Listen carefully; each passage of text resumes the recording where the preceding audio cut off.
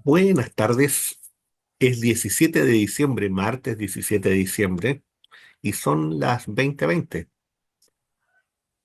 Estamos analizando la semana política junto a Juan Andrés Lagos, periodista, integrante de la Comisión Política del Partido Comunista.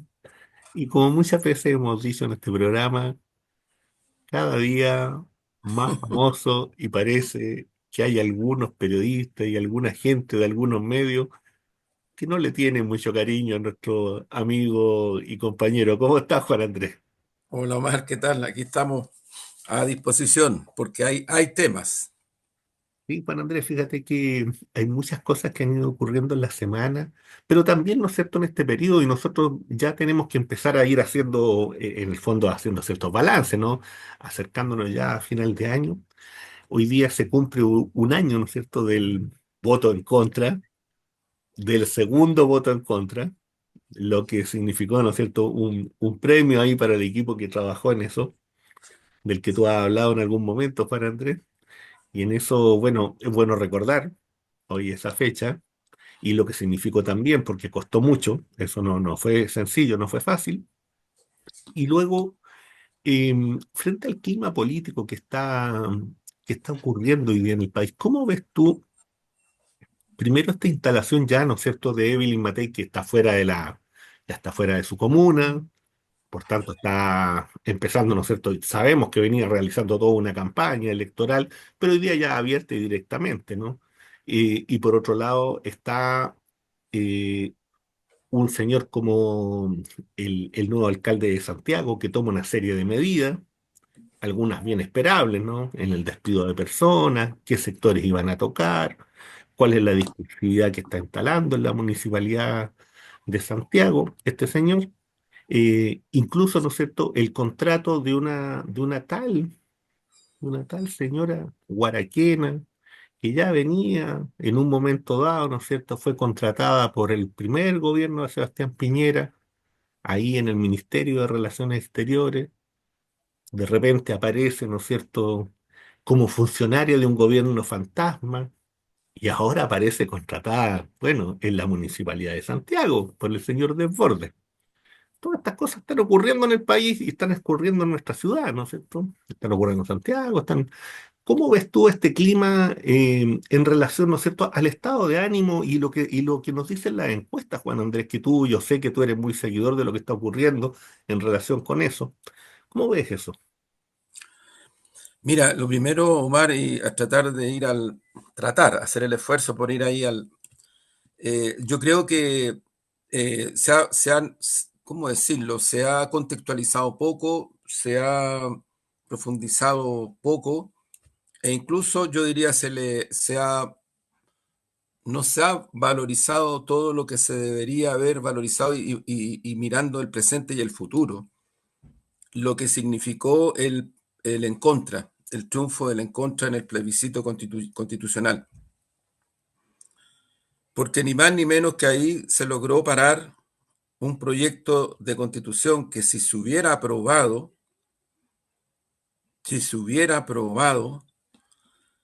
estaríamos en una situación en Chile, pero muy, muy, muy compleja. Se constitucionalizaban las AFP, se constitucionalizaba el negocio de la ISAPRE, se echaban abajo una cantidad importante de conquistas transformadas en derechos para las mujeres. Se le quitaba muchos recursos, especialmente a comunas de escasos recursos, valga la redundancia. Se golpeaba duramente y frontalmente a las comunidades de los pueblos originarios, partiendo por la mapuche. Se profundizaba la estructura del Estado subsidiario a un nivel todavía incluso mayor, porque de los 90 en adelante, aun cuando la actual constitución tiene la estructura de la constitución de Pinochet, del dictador, eso es así, es un dato objetivo. Sin embargo, hubieron cambios, hubieron reformas, bueno, varias de esas se retrotraían.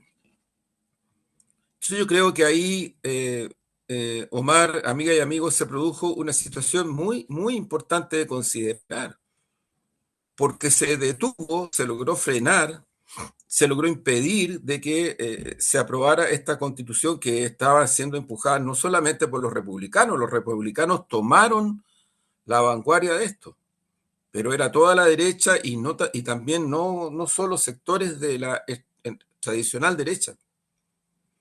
Hay un punto que es muy importante también de tener en cuenta a propósito de que hoy se cumple un año, que ese proceso constituyente implica la derrota, la primera derrota fuerte de Kast.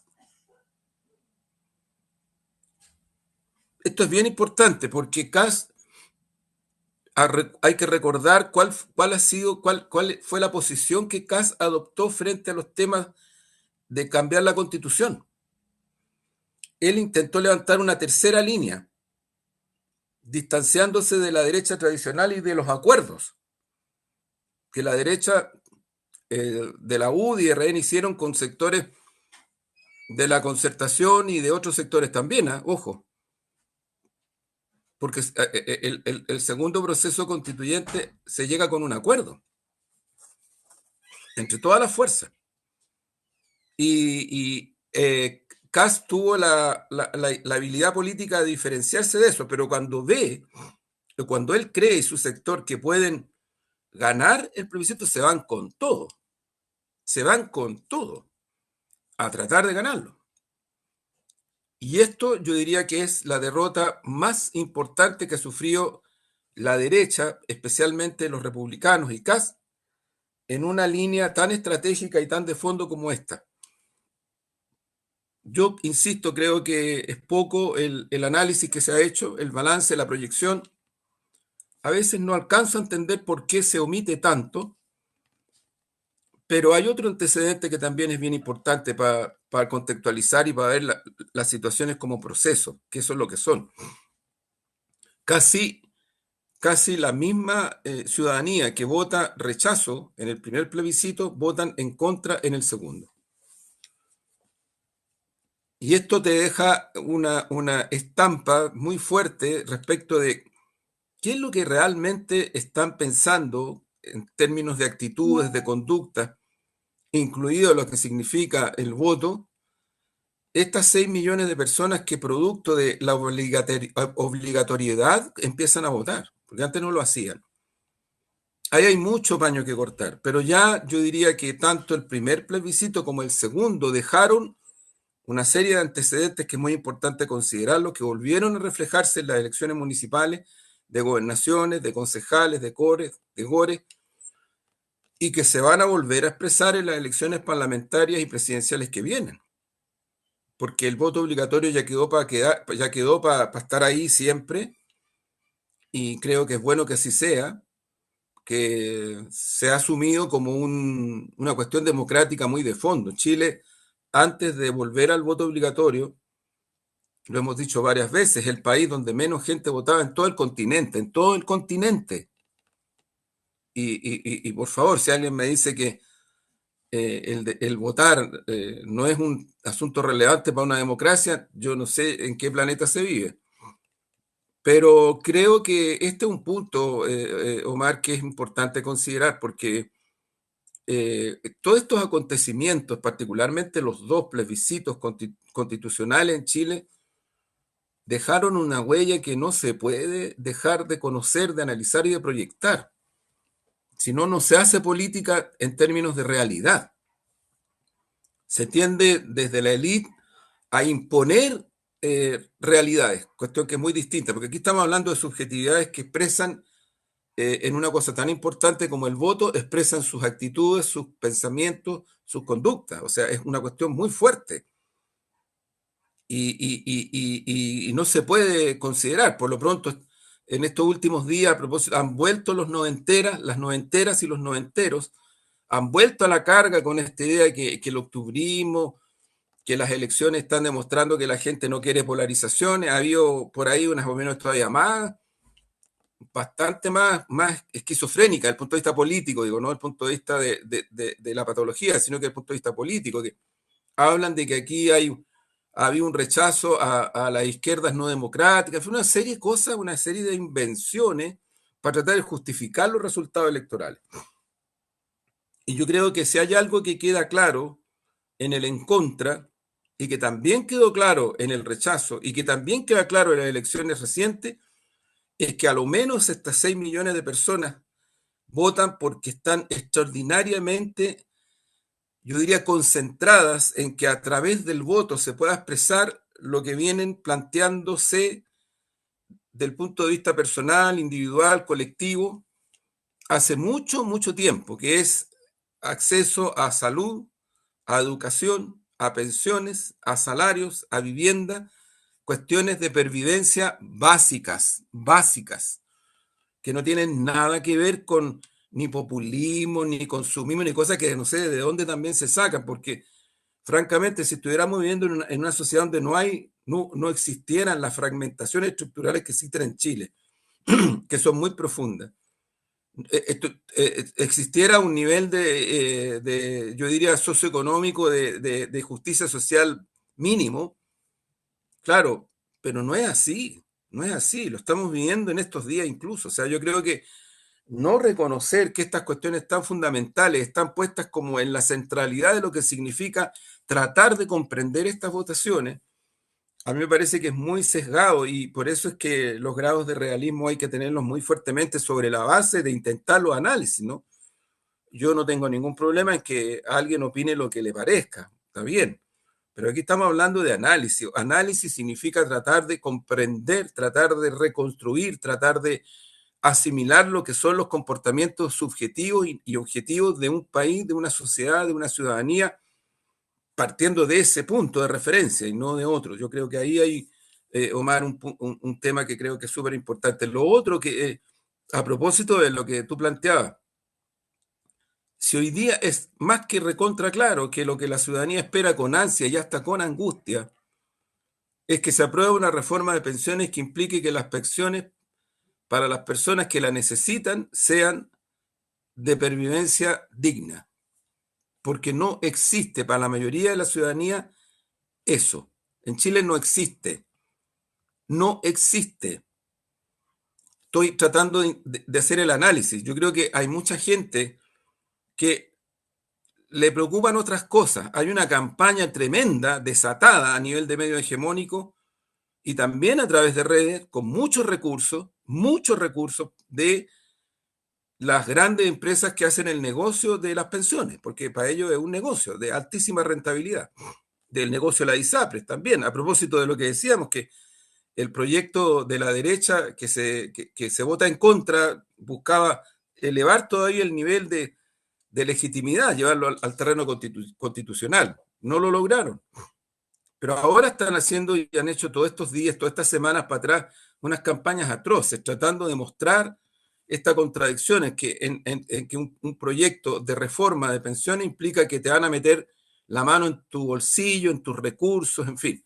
Meten miedo. O sea, el tema del miedo aquí es una cuestión recurrente. Como también el mecanismo, lo hemos dicho otras veces, de la victimización. También es recurrente. Las élites, incluso transversalmente, pero no solamente la gente de derecha, las élites transversalmente tienden a buscar como mecanismo de defensa la victimización, como si fueran en realidad los que menos poder tienen y como constantemente son atacados y atacados, entonces se justifican. En fin, es una cosa bien compleja, pero es así. Pero ¿por qué planteo esto? Porque ocurre de que lo que la ciudadanía mayoritariamente está tratando de que se logre, ni más ni menos, es que las pensiones, si hay un acuerdo en el Parlamento, porque esto está en el Parlamento, concluya con un dato concreto, objetivo, demostrable, pensiones que impliquen que la ciudadanía tenga acceso a un recurso de pervivencia digno, mínimamente, porque eso no existe. Y yo creo que si eso se logra, es un paso adelante muy grande. Pero si no se logra, y de nuevo, como ha ocurrido en otras ocasiones, no digo que siempre, pero en otras ocasiones, en el Parlamento se llegara a aprobar algo que esté en contraposición con esto, yo diría que lo que ha demostrado los estudios del PNUD y otros estudios reales, la distancia, la rabia, la indignación de la ciudadanía respecto del poder político de este país, sea poder ejecutivo, sea parlamento, de la administración de justicia, se va a agudizar. Y yo no creo necesariamente que esto implique una revuelta popular a portas como ocurrió hace un poquito de años atrás, no sé. No es esa mi análisis, causa-efecto. No lo sé. Pero sí sé que la ciudadanía, si se logra un acuerdo que implique una pensión de pervivencia, de eso estamos hablando. En Chile el sueldo mínimo son 500.000 pesos. Mínimo, mínimo. Y con 500.000 pesos, de acuerdo a cómo ha ido subiendo en este país, todo, todo, no se vive fácilmente. No se vive fácilmente. Entonces, claro, algunos dicen, sí, pero hay bono, sí es cierto, hay bono, y hay varias cosas, sí, eso es cierto. Pero estamos hablando del sueldo mínimo. Porque si empezamos a hablar de otras cosas, tenemos que hablar de otras cosas también. Estamos hablando del sueldo mínimo. Entonces, que no se justifique como se trata, ¿no es cierto?, de ampararse en una situación más compleja, más global, para poder relativizar lo que significa este antecedente concreto que, insisto, es un tema de pervivencia. Con las pensiones pasa exactamente lo mismo. Y pasa con una ciudadanía. En Chile tenemos una tendencia cada vez más creciente a que se incrementa el universo de personas que están o cerca o ya entraron a el periodo donde requieren una pensión. Y esto es una deuda grande, o sea, no es una cuestión del presente, es una deuda grande, pero además es una cuestión que tiene que ver con el futuro inmediato. Estamos hablando de años en los cuales la cantidad de personas que van a necesitar este recurso, la pensión, es cada vez mayor. Entonces, dicho esto, yo insisto, o sea, si se logra, creo que va a ser un paso adelante muy fuerte, muy valorado transversalmente por la ciudadanía, por esta ciudadanía, en el caso contrario, la indignación, la distancia, la rabia, la rabia va a aumentar. Creo que eso es, no es que quiera ser dicotómico, pero no veo otra cuestión. ¿Sabes por qué? Porque si alguien como sectores de derecha que yo percibo que están apuntando en esa dirección, creen que amarrando un acuerdo que les favorezca al gran negocio de las pensiones, como tienen mayoría parlamentaria, están jugando a eso, logra- lograrían eventualmente cerrar esto y ellos están pensando que si son gobierno entonces el tema se acaba, están recontra equivocados. Están recontra equivocados. El escenario político social chileno, social político, es muy distinto a lo que era en los 90 y aparte del 2000, pero muy, muy distinto. Sí. Fíjate, Juan Andrés, cómo aportar como dato solamente, ¿eh? Que hasta el año 2023 Chile tiene 3,6 millones de adultos mayores, lo que representa el 19,3% de la población. De Es eso es que lo que ese, estamos hablando. Omar, por favor, lo puedes repetir porque es clave, es clave. En el 2023 Chile tiene 3.600.000 adultos mayores, lo que representa el 19,3% de la población. Eso es lo que, de eso es lo que estamos hablando. Y que de esos adultos mayores, además, muchos de ellos son, además, cuidadores, porque tienen que cuidar nietos, porque muchas veces tienen que tener a sus hijos y a sus hijas, que por diversas situaciones laborales no pueden venir, ¿no es cierto?, y estar en un espacio distinto. De eso es lo que estamos hablando. O sea, no es un porcentaje menor de la sociedad chilena. Por tanto, Claro, un tema, ¿no es cierto?, más que relevante, diría yo. Es un tema urgente así y que es. amerita, ¿no es cierto?, que los sectores políticos lleguen a un principio de acuerdo en beneficio de lograr, ¿no es cierto?, una salida medianamente digna para este tipo para las personas, para quienes están en esa condición hoy día. Habrán algunos que puedan venir y pervivir bien, seguramente lo hay, pero son una minoría de la minoría. Entonces, esa es la situación que hoy día se está viviendo, ¿no? Sí.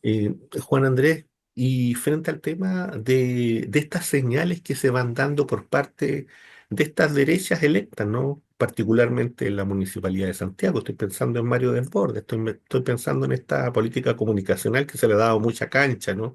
A estas intervenciones públicas, esto supuestamente de venir y sacar, ¿no es cierto?, a los comerciantes ambulantes que después vuelven una y otra vez hasta que viene y dice, pues parece que esto no se puede cumplir.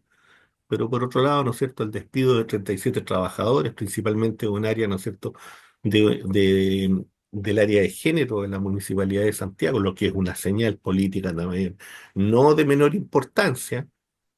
Y por otro lado, el contratar a esta persona, ¿no es cierto?, que que tendrá el derecho a trabajar, me imagino, como funcionaria, en este caso en la municipalidad, pero no deja de llamar la atención, ¿no? De cómo, de cuáles son los lazos que existen entre estas personas que responden a un cierto interés, a ciertos partidos políticos del mundo venezolano y instalados en Chile, y de cómo ingresan, ¿no es cierto?, al Ministerio de Relaciones Exteriores y luego, ¿no es cierto?, son parte de un gobierno que además un gobierno fantasma y que es acusado además de corrupción. Y que hoy día viene y se instala, ¿no es cierto?, como funcionario o funcionaria dentro de la municipalidad, ¿no es cierto?, al alero de Mario Desbordes. Es curioso, ¿no? Es curioso cómo se van dando este tipo de señales políticas y qué es lo que significan esto para la ciudadanía también, qué significa para los chilenos. No estoy hablando en términos chauvinistas, por favor, no lo interpreten así. Lo que estoy diciendo es simplemente cuál es la señal que es para el ciudadano común y corriente, ¿no es cierto?, en Chile, de que se contrata a esta persona en función de qué, para hacer qué, para conversar con quiénes. Yo me lo pregunto porque no sé. A lo mejor hay una explicación muy notable de por qué esta persona está ahí.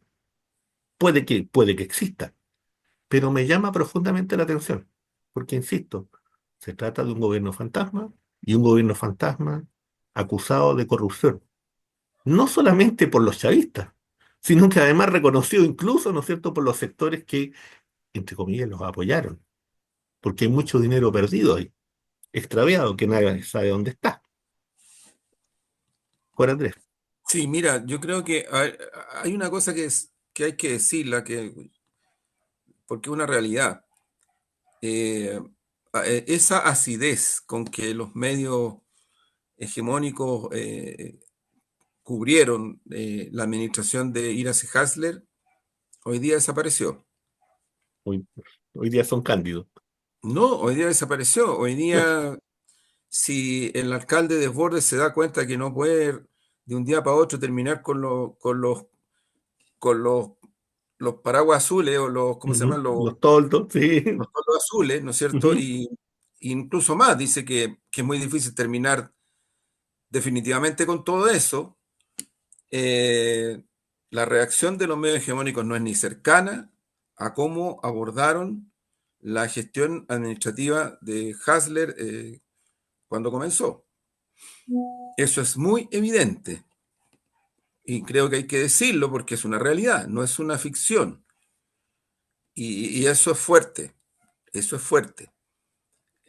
Porque ayuda a construir actitudes y conductas frente a las administraciones, particularmente las municipales.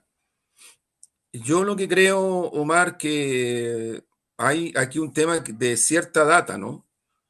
Ya en el tiempo de Piñera, la derecha empezó a ubicar una línea de trabajo hacia la ciudadanía venezolana que llegaba y que llegó a Chile eh, en, en el momento más importante con la famosa llamada visa democrática, que es la que instala Piñera. exactamente.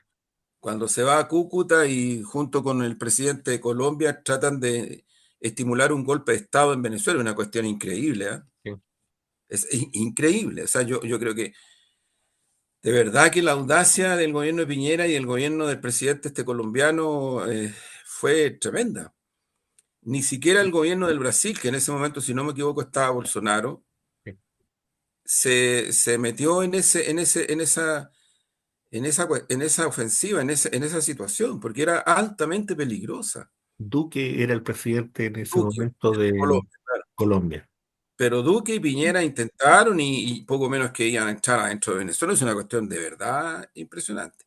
Bueno, esta persona que tú nombras estaba dentro de ese encuadre y desde ese tiempo que Piñera lo que viene haciendo y la derecha lo que venía haciendo es articular a la ciudadanía venezolana que llegaba y que llegó a Chile en una lógica política de no solamente de votación hacia la derecha, sino que además de crítica dura y pura a los sectores democráticos, progresistas y de izquierda.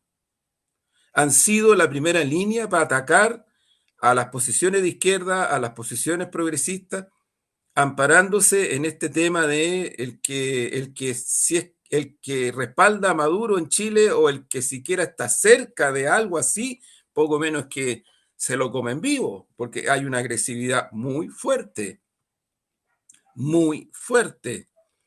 que la derecha ha estimulado, ha estimulado. Bueno, ese universo de personas, yo creo que son un punto que Desborde trabajó sistemáticamente para obtener un voto ahí. Y creo que lo logró. Creo que lo logró en lo grueso.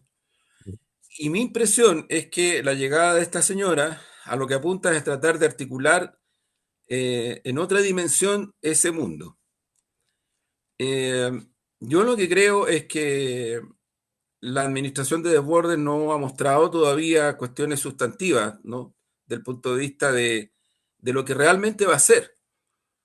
Él ha dicho antes y ahora ha reiterado algunas cosas, pero de lo que va a hacer no ha dicho nada muy concreto. Ha estado en reuniones con la Subsecretaría del Interior, con el gobierno, con la delegación presidencial, con otras alcaldesas y alcaldes, con Carolina Leitao, que asumió ahora como subsecretaria de Prevención del Delito, en fin, que también fue alcaldesa por mucho tiempo, fue presidenta de la Asociación Chilena de Municipios, fue vocera del Encontra, ha estado, él nos ha restado de ese mundo de articulación, pero lo concreto es que lo más significativo que ha dicho en estos días es que los famosos toldos azules va a ser en los hechos, él lo ha dicho, imposible de determinar. ¿Qué es lo que yo creo, Omar, que es importante tener en cuenta y en consideración? Que problemas como los toldos azules son cuestiones que tienen varias causas, no una. Hay ahí grupos que están instalados en el comercio ilegal, que además trabajan con mucha gente, con muchas familias, porque son familias a las cuales se les asignan incluso zonas, territorios, eh, y a partir de eso les otorgan un cierto recurso por vender, porque hay de por medio una cuestión mucho mayor, más grande, que no es precisamente el toldo es lo que se ve.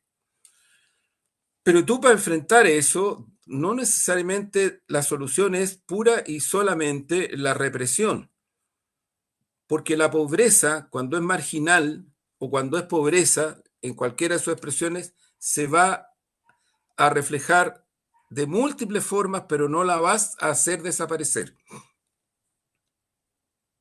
Ni siquiera la dictadura fascista de Pinochet pudo hacer desaparecer la pobreza que la propia dictadura con su terrorismo de Estado, con su desigualdad, con los 35% de cesantía que existía en Chile, lo hemos hablado otras veces, con la hambruna, con la represión tremenda, no la pudo hacer desaparecer.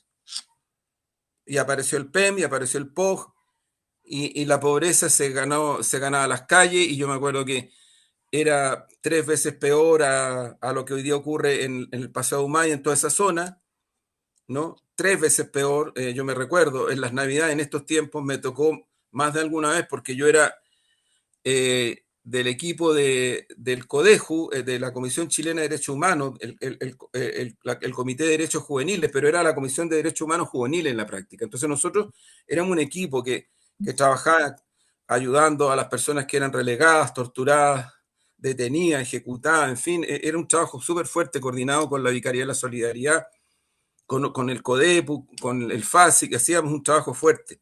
Y uno de los trabajos que empezamos a hacer fuertemente era ayudar, como lo hizo la Iglesia Católica, las parroquias, en fin, como lo hizo muchas instituciones, ayudar a la gente que no tenía que comer, que andaban hambrientas y hambrientos, ¿no? Porque la pobreza extrema en Chile fue multitudinaria. Bueno, eso se reflejaba en el llamado comercio ilegal, y la gente iba en el Paseo Humada y en otro lugar y se ponían a vender lo que fueran y eran reprimidos por los carabineros de una manera brutal. A mí me tocó varias veces acompañar a Jaime Castillo, presidente de la Comisión Chilena de Derechos Humanos, a tratar de ayudar a la gente y de conversar con carabineros y decirle, miren, no los repriman si esta gente está tratando de vender algo para tener algo para Navidad, ¿no? Ese es un punto de referencia que yo creo que ojalá se pudiera entender, y no solamente lo entendiera a desborde, sino que se entendiera como un problema de Estado. Tú necesitas políticas públicas que impliquen no reprimir, sino que ayudar a toda esta ciudadanía a encontrar trabajo estable, a tener recursos estables, a vivir dignamente. Ese es el punto de referencia. Criminalizar todo esto es terrible. Dicho esto, ¿cuál es el problema también que está inserto en esta situación? Y que yo creo que es bien peligroso lo que hacen desde la derecha. Súper peligroso, porque tratan de asociar este fenómeno completo de pobreza y marginalidad, lo tratan de asociar muy perversamente con expresiones del crimen organizado, que las hay, que las hay. O sea, a mí yo Sí, por lo he dicho supuesto. varias veces, a mí no me van a meter en el casillamiento que los comunistas no reconocen esto. A mí no, a mí por lo menos no me van a meter, porque vengo peleando institucional, individual y colectivamente en contra del crimen organizado y el narcotráfico hace bastantes ya años atrás, no recientemente. Y ya he ido acumulando una cierta experiencia en este sentido. Entonces, ¿qué es lo que ocurre? Sí, pues tenemos crimen organizado, tenemos narcotráfico, tenemos ese fenómeno que se despliega particularmente en los sectores de mayor marginalidad y pobreza, Ujú. y en donde buscan intervenir, controlar, dominar en muchos campamentos. Por eso es que la gente que se organiza y se organiza por un buen vivir o por un mejor vivir, siempre dicen, no nos estigmaticen, no nos criminalicen, nosotros somos gente que quiere vivir bien, nosotros no queremos vivir bajo el control del narcotráfico ni el crimen organizado, no nos criminalicen, no somos lo mismo.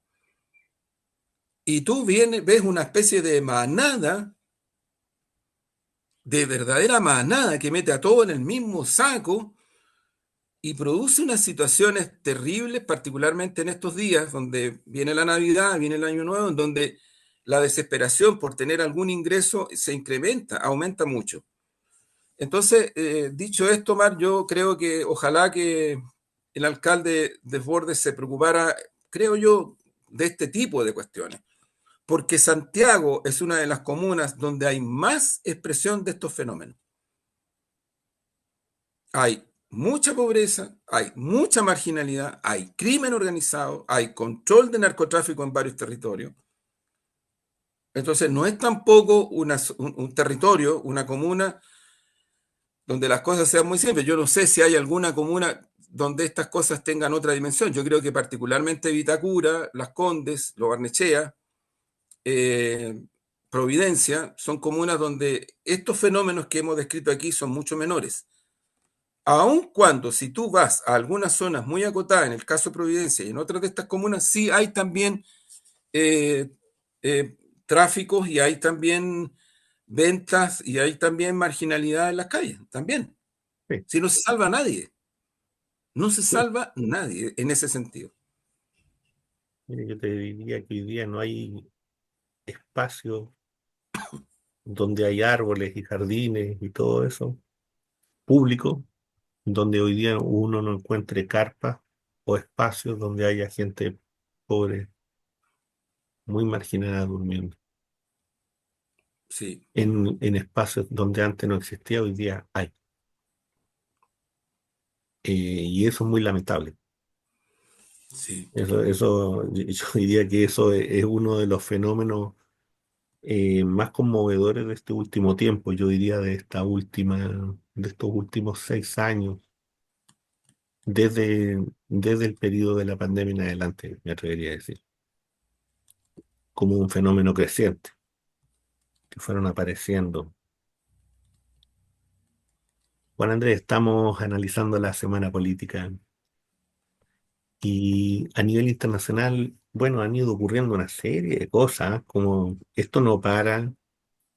Algunos dirán, bueno, bajémonos del carrusel, no, no se puede, el mundo sigue dando vueltas y entre eso también ocurren cosas que son graves.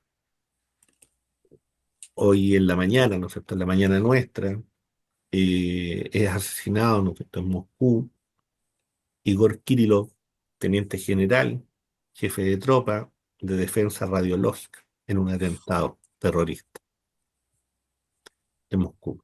Él y su asesor. Una bomba puesta ahí en un monopatín, como diríamos acá. Eh, y que, bueno, cobra la vida de este hombre que había estado cumpliendo en realidad una serie de funciones bien, bien importantes. Por lo pronto, todo lo que significó las primeras investigaciones sobre el COVID, lo que trajo consigo, ¿no es cierto?, la vacuna, una respuesta bastante rápida desde la Federación Rusa. Pero no solamente eso, también las denuncias, ¿no es cierto?, de estos laboratorios biológicos instalados en Ucrania, de origen norteamericano, que buscarían, ¿no es cierto?, desde un punto de vista, desatar una guerra en esos términos, bacteriológicos, biológicos. Información preocupante que fue entregada en diversos ámbitos y que no ha sido tomada en consideración, con una serie de elementos, con investigaciones, con datos, con fotografías, bueno, toda una cosa ahí. Bueno, a esta persona, ¿no es cierto?, eh, se le asesina. ¿Quiénes asesinan a esta persona? Aparentemente, ¿no es cierto?, serían ucranianos, parte de una operación ucraniana, pero sabemos que no es Ucrania. Sabemos que detrás de eso está la OTAN, sabemos que detrás de eso está Estados Unidos, porque estas operaciones no se realizan, ¿no es cierto?, sin esos apoyos, no se realizan, ¿no es cierto?, sin esos estudios previos, sin esas inversiones. Y yo creo que eso es lo preocupante, ¿no? Lo que significa desde el punto de vista de la escalada en esta guerra que ya que se inicia no en el año 2022 con el cruce de frontera, ¿no es cierto?, en el Donbass, sino que viene desde el año 2014 y algunos incluso dicen desde más atrás, pero le identifican, concuerdan todos medianamente en el año 2014, en el sentido, ¿no es cierto?, con este golpe de Estado que se da en Ucrania y que Occidente lo pinta, ¿no es cierto?, como más o menos como la revolución de colores del Maidán. Y eso, bueno, hoy día estamos en una situación que se vuelve más grave, más compleja, y vamos a ver qué es lo que va a ocurrir en estos últimos días, que son los últimos 30 días más o menos, hasta que asuma eh, el presidente Donald Trump, en donde aparentemente podrían haber algunas conversaciones, algunas salidas, ¿no es cierto?, que significara bajar las tensiones en Ucrania. Vamos a ver si eso es así también, pero es obvio que este tipo de señales y este tipo de atentados tienden, ¿no es cierto?, a buscar una sobrereacción. Vamos a ver qué es lo que va a ocurrir. Eso es como un primer elemento. En ese mismo, en este mismo conflicto ucraniano, fíjate que el 18 de noviembre un conjunto de periodistas rusos, entre ellos el presidente de la Unión de Periodistas de Rusia, Vladimir Soloviev, y el presidente de la Unión de Periodistas de Moscú, Pavel Gusev, pidieron a la directora general de la UNESCO en una carta, ¿no es cierto?, que se pronunciaran sobre la impunidad del asesinato de periodistas rusos, principalmente en el conflicto en Ucrania. Y esta carta, ¿no es cierto?, ha sido divulgada y, bueno, y busca el apoyo de periodistas y de comunicadores en diversos lugares. Porque no es solamente el caso, ¿no es cierto?, de los periodistas rusos en Ucrania. Pensemos en los periodistas que están cubriendo, por ejemplo, el conflicto en Gaza, que han sido asesinados. Pensemos en este periodista chileno con el cual nosotros no tenemos ningún tipo de ligazón desde el punto de vista de las ideas. El señor Lira, que fue asesinado en las cárceles ucranianas, un ciudadano chileno norteamericano, que estaba informando, ¿no es cierto?, desde el interior de Ucrania sobre los abusos del propio gobierno del señor Zelensky. Y muere de manera terrible, según su propio familiar y su padre, ante el silencio, ¿no es cierto?, del gobierno chileno, por cierto, y lamentablemente, por lo menos de lo que yo conozco, de organismos de periodistas chilenos también y de comunicadores. Hubo un silencio frente a eso. Pareciera ser que en Ucrania se pueden hacer muchas cosas y en Gaza también. En en esta misma dimensión de conflicto, bueno, en Siria se ha ido aclarando un poco más la situación, ¿no? Ya sabemos que esta insurrección, ¿no es cierto? Este cuento, esta narrativa de que pareciera ser que aquí llegaron los libertadores no era tan así. Pareciera ser que también hubo un acuerdo interno con generales, ¿no es cierto?, con cierto sector del ejército, que permitieron el ingreso de estos 20.000, ¿no es cierto?, guerrilleros, de un señor, ¿no es cierto?, que andaba con turbante y una larga barba, y de repente parece que lo pasaron por alguna barbería de las que hay por acá, y apareció peinadito, bien afeitadito, eh, y como nuevo gran dirigente, ¿no?, de este proceso.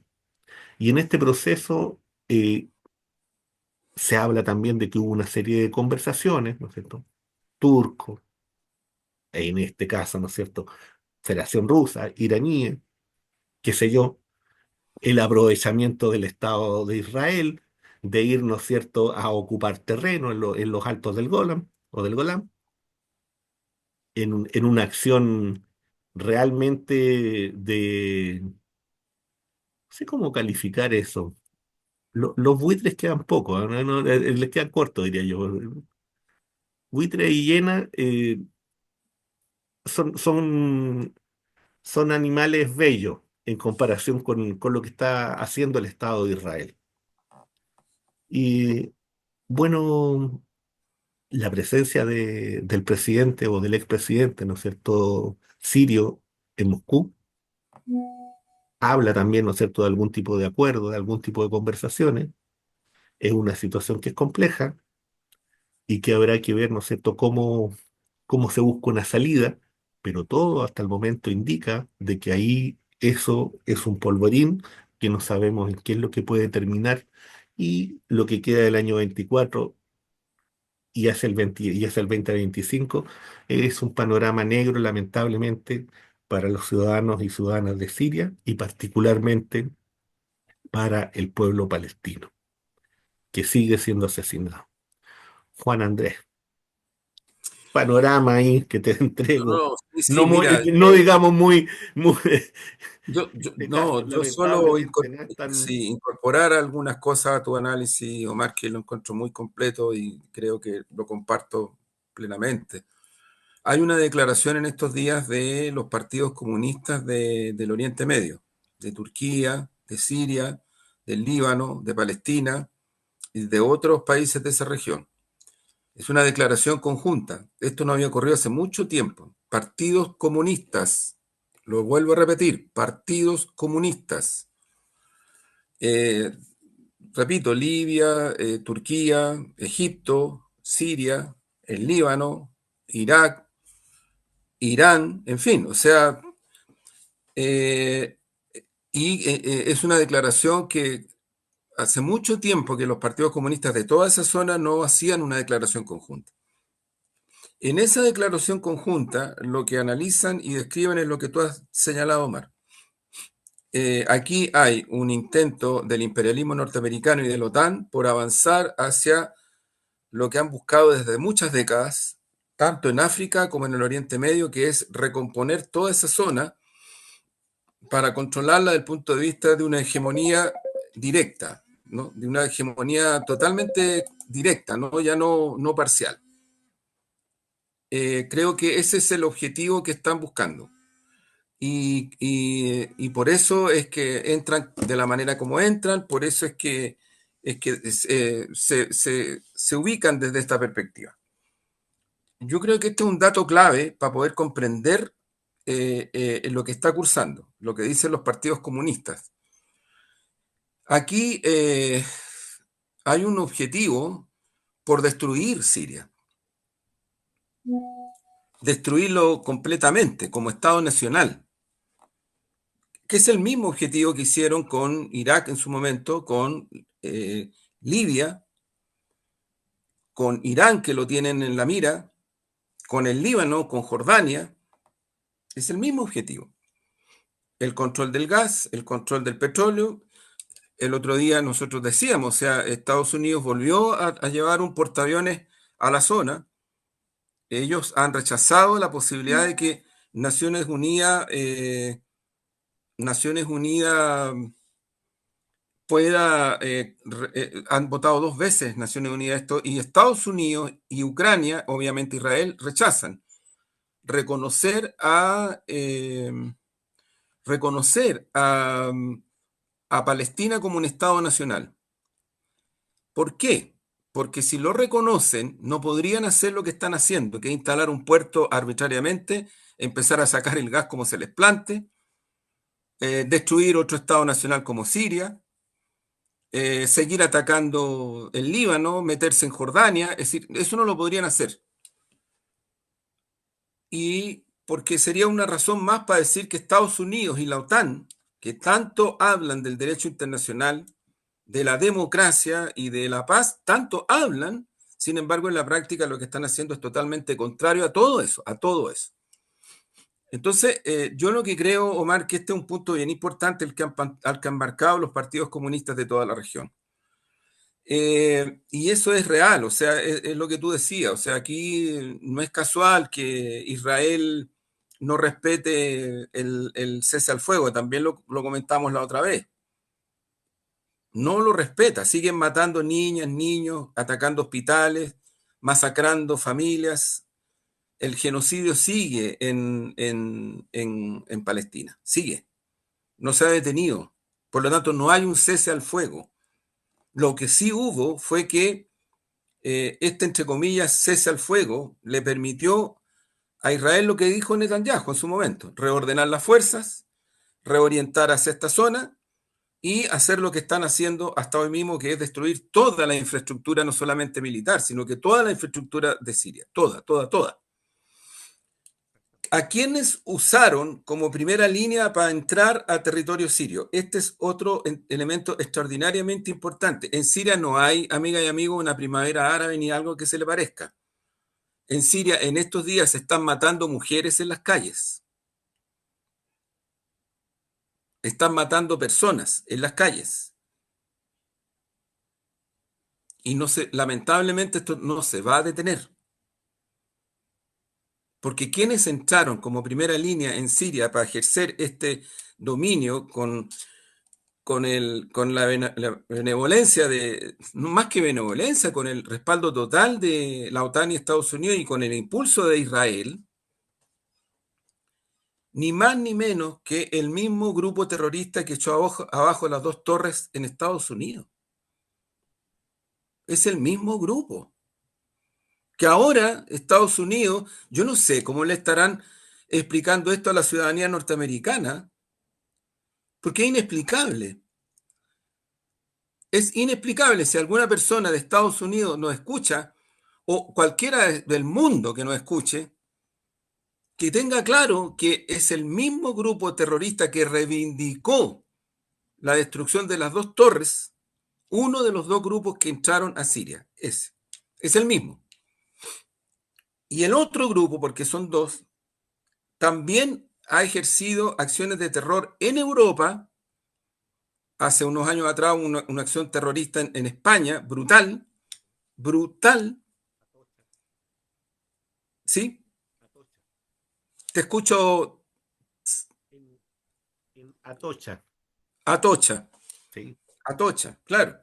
Son los mismos grupos. Han hecho acciones terroristas al interior de China. Han hecho acciones terroristas no solamente en las dos torres de alta tensión en Estados Unidos, también en otras. Entonces, uno dice, ¿qué es esto realmente? Bueno, lo que ocurre es que el imperialismo norteamericano y la OTAN se sacaron la careta. Se sacaron descaradamente la careta. Les importa nada que, nada, pero nada de que estos grupos terroristas, a los cuales ellos estimulan, financian y respaldan, sean los que estén ejerciendo la invasión terrorista a Siria como primera línea. Por lo tanto, yo diría que ni siquiera en Chile, cosa que es harto decir, algunos analistas de línea derecha se han atrevido a darle una cierta benevolencia a estos grupos. En Europa tampoco. En Europa tampoco. Entonces de verdad, yo diría que ponerle a lo que está ocurriendo en Siria algo siquiera cercano a una suerte de liberación es terrible. Es terrible, realmente. Entonces, creo que es el escenario y lo que queda es que hay una recomposición de fuerzas, no está dicha la última palabra. Vamos a ver hasta dónde estos grupos terroristas siguen ejerciendo el terror al interior del territorio sirio. ¿Qué va a pasar con ellos? ¿Para dónde va a apuntar todo esto? ¿Qué va a pasar con la migración? Porque ocurre que la migración está siendo un punto fuerte también y que probablemente va a volver y eso va a golpear a Europa, porque la gente de África y del Oriente Medio arrancan a donde pueden arrancar y la zona que tienen más cercana es Europa. No tienen otra zona para arrancar, no hay otra zona para arrancar. Entonces creo que es una situación muy dramática. Y fíjate, Omar, con esto voy cerrando. Primero, eh, en el frente propiamente militar, Rusia-Ucrania, Ucrania respaldada por la OTAN y por Estados Unidos, militarmente ya de una manera también descarada, o sea, ya se acabó aquí todo, o sea, ya es absolutamente claro que Estados Unidos y que los países de la OTAN están no solamente respaldando, sino que le están dando recursos, le están dando pilotos, en fin, están en guerra con Rusia. Bueno, pero ocurre que en las últimas semanas y en los últimos días, el avance de las fuerzas militares rusas sigue, no se ha detenido. No se ha detenido, sigue. Y del punto de vista de los territorios, eso sigue incrementándose a favor de Rusia. Eso es un dato objetivo, que lo reconoce incluso el jefe militar ucraniano. Lo Se habla, reconoce, se habla, sí, disculpa, Juan, se habla más o menos de 30 kilómetros diarios de avance. claro, Y eso es lo que se está ocurriendo. eso es lo que está ocurriendo. Entonces, lo que ha pasado con el atentado y el asesinato de este militar ruso Ujú. es un intento de cierta desesperación por tratar de desestabilizar. Ahora, no llama, o sea, a ver, debería colocarse también como antecedente importante que este militar ruso estaba a cargo de investigar las acciones anglosajonas Sí. en el terreno no solamente de la guerra de Ucrania con Rusia, sino que en otros ámbitos. Se la cobraron, se la cobraron. Y yo creo que esto es una práctica muy recurrente de los aparatos, entre comillas, de inteligencia, porque en realidad son aparatos de mercenarios, son aparatos militares, operan en distintas zonas del mundo con grupos de narcotraficantes, en fin, hay toda una mezcla ahí que lo que busca son avanzar en los propósitos más terribles de lo que hoy día está tratando de hacer Estados Unidos y la OTAN en distintas zonas del mundo. en distintas zonas del mundo. Yo fíjate que creo que hay que mirarlo con atención porque el Cono Sur, nuestra región, no es una excepción de todas estas tensiones. No es ninguna excepción. Eh, Porque también operan en nuestra región y operan fuertemente. Y no solo ahora, han operado durante mucho tiempo. Respaldaron, por ejemplo, fuertemente el golpe de Estado terrorista en Chile. Asesoraron y apoyaron los aparatos represivos más brutales que ha tenido el Estado chileno, partiendo por la DINA y la CNI. Y siguen en esa misma dirección. Yo en este contexto creo que nosotros no somos una excepción. Y digo, hay una denuncia que ha presentado en los tribunales de justicia el abogado defensor de Daniel Jadwe, porque Daniel ha sido amenazado de muerte por alguien o por un grupo que se autodefine con el nombre de una de las sectas más terroristas que ha existido en la historia del sionismo. Creo que hay que tomarse más en serio las situaciones. Fíjate que eh, Kaiser en estos días ha tirado unas declaraciones tremendas, o sea, respecto al Partido Comunista, somos narcotraficantes, estamos vinculados al crimen, o sea, es una cuestión que uno dice, a ver, ¿para dónde va esto? A ver, ¿para dónde va?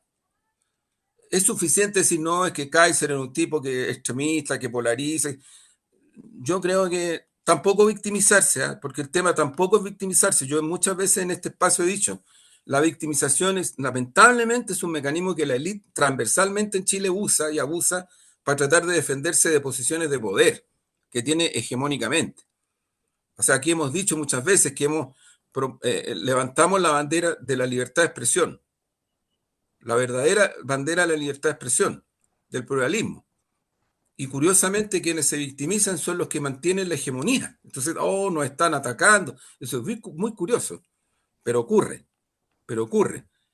Entonces hay que tener también presente este tipo de situaciones porque Chile no es una excepción, ni el Cono Sur es una excepción a este tipo de realidades. Sí. Mira, Juan Andrés, solamente para completar algo de la información que estamos entregando, fíjate que hay críticas de repente al propio gobernante sirio, ¿no? Y con mucha facilidad se olvida de que es un país que estuvo siendo agredido y que está siendo agredido hace más de 10 años, que es un país que ya tenía serios problemas internos, producto de esa agresión, en un sector, ¿no es cierto?, donde estaba siendo ocupado por, eh, digamos, por sectores yihadistas, ¿no es cierto?, amparados por Turquía, con sanciones económicas llevadas a cabo por Estados Unidos, pero también por la Unión Europea, donde otra parte de su territorio estaba siendo ocupada, ¿no es cierto?, por una facción kurda, apoyada por Estados Unidos, y cuyo objetivo ahí no es nada más y nada menos, ¿no es cierto?, que tocar el petróleo y tocar el gas perteneciente a los sirios, y que abiertamente se robaban, y en donde los norteamericanos tenían una presencia no reconocida por el derecho internacional, tampoco. Estamos hablando de eso. Estamos hablando de un país que ya internamente tenía una serie de problemas con un conjunto de millones de personas que salieron y que no, aparentemente no van a retornar. Entonces se trata de un golpe que es económico, que es demográfico, que es geográfico, que es un proceso de balcanización, de destruir el Estado tal cual como está, ¿no es cierto? Y que eso también es una señal para otros países y también en otros continentes. Y de ahí la importancia, ¿no es cierto?, de este tipo de señales geopolíticas para nosotros. Y sobre todo para países pequeños. Sobre todo para países pequeños. porque esto va acompañado también de un proceso de militarización en Europa, de una creciente militarización. Habría que trabajarlo o comentarlo en el próximo programa, pero hay una denuncia, ¿no es cierto?, por parte del gobierno de Argelia, de intervención, ¿no es cierto?, del gobierno francés, a través, ¿no es cierto?, de grupos milicianos, ¿no es cierto?, que son estos ultras del mundo islámico, para poder realizar operaciones terroristas en Argelia. ¿Y quién está detrás de eso? La acusación es directa al gobierno francés, Así es, y a pues. sus servicios de inteligencia. Entonces estamos en una situación que es muy compleja. Insisto, es para conversarlo tal vez, ahondarlo un poco más en un programa, en un programa siguiente. Pero para que nos demos cuenta de que esta dimensión, como viejos imperios de principios o de finales del siglo XIX y principios del siglo XX, hoy día funcionan al alero del gran imperio, que es el norteamericano. De cómo, ¿no es cierto?, los ingleses, los franceses y algunos otros funcionan al alero, ¿no es cierto?, de un mando único. Y que este mando único tiene una expresión político-militar que es la OTAN, pues, con Estados Unidos. Con eso cerramos. Y Está eso bien, explica, eso explica. eso explica el no más OTAN, ¿no? Así es. Bueno, terminemos para relajar la noche con un pequeño poema, Poema. apuntando a un cierto sentido religioso, a una letanía. Ahora que Dios dejó de lamer mis heridas, los golpes duelen como golpes, y el Padre Nuestro es una letanía, cual eco de una catedral. Y así estamos nomás. Gracias, Omar, por el poema, por la reflexión ética y estética también. Bueno, Muchas gracias. agradecer a quienes ven el programa, a quienes comentan, a quienes lo difunden. Nos vemos la próxima semana. Nos Chao, vemos. chao. Chao, chao. Chao.